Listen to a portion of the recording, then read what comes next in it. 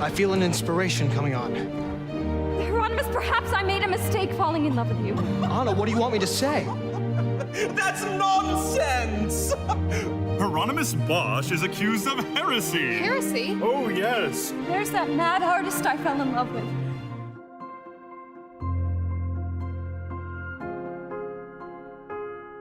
Hi, I'm Tom Breitenbach.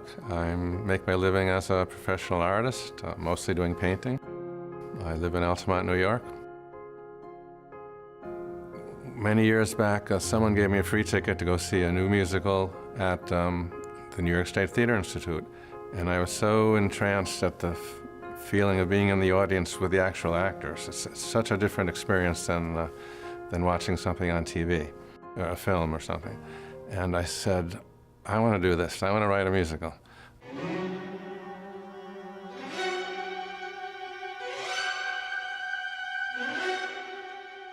My favorite opera composer, Richard Wagner, calls musical theater a Gesamtkunstwerk, which means all of the arts put together. You have the music, and you have the poetry and the lyrics. You have the storytelling. You have the architecture and the designing the set. You have painting on the set. And I had practiced all of these, actually, throughout my career. So here was a chance for the ultimate challenge to get to put it all together into a comprehensive piece of theater.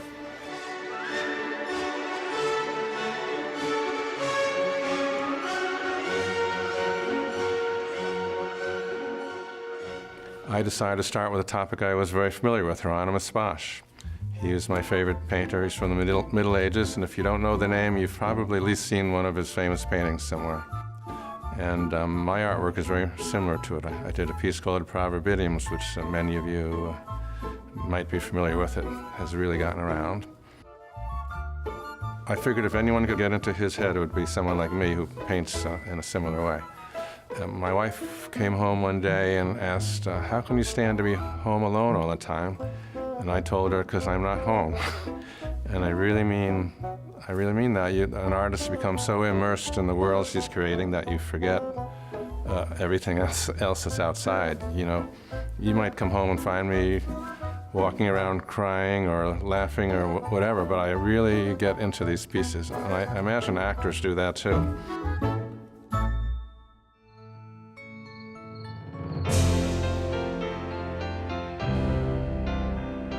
The story of the show is that Hieronymus Bosch, his imagination is so large that the creatures he invents in his paintings are alive, and they come alive and they live in his house. Creatures!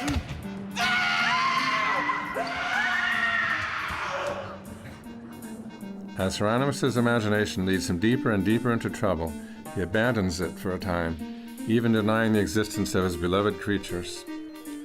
I won't give any more of the story away. Suffice it to say that Anna and Hieronymus each have some lessons to learn, and the ending will be uplifting and inspiring to all.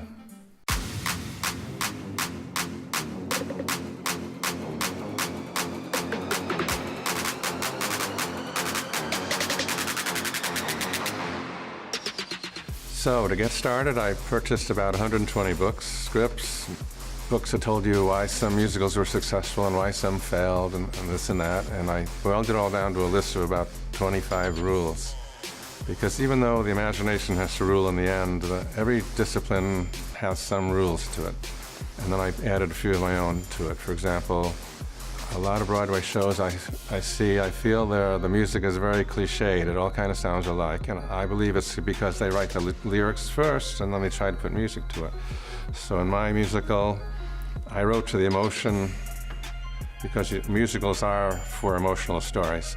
I wrote to the emotion of the scene. So, for example, when our villain is arguing with the Brotherhood over Hieronymus Bosch's commission. Have you not seen the wicked images that he paints? It's blasphemous. I wrote a mad song. And then I put the lyrics to it. He's a clever one, he's got you fooled. I think that's a more successful way to do it.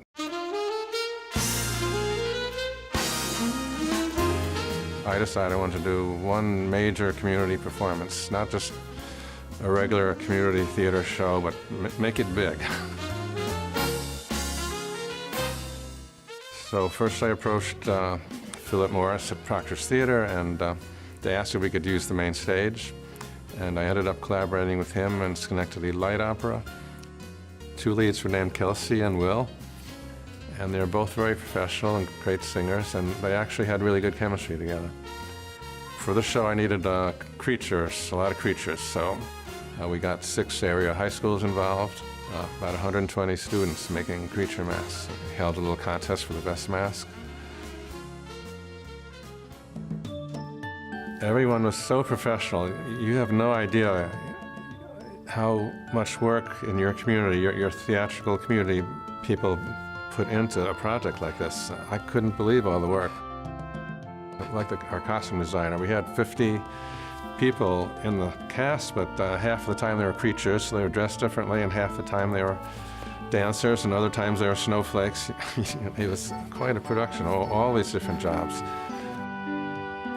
It's very imaginative. It's a good family piece. There's nothing naughty in it. It's all, the kids love it. They love the creatures. The fathers who would never go to a musical, they're going to love this one. Producing it was my favorite aspect. Because I had worked alone all these years, I didn't realize how lonely I was. And these people all became like a big family to me. And the amount of work they put into it, and all the smiles and all the excitement, you know, it was contagious. And everyone went away really uplifted and pleased, and they wanted to see it again, they said, and things like that. You know, when I have my paintings up in a gallery, people are kind of a little more hushed, like they're in a library, but to be able to turn around and see people laughing and clapping and crying over a work of art that you did is a very different thing.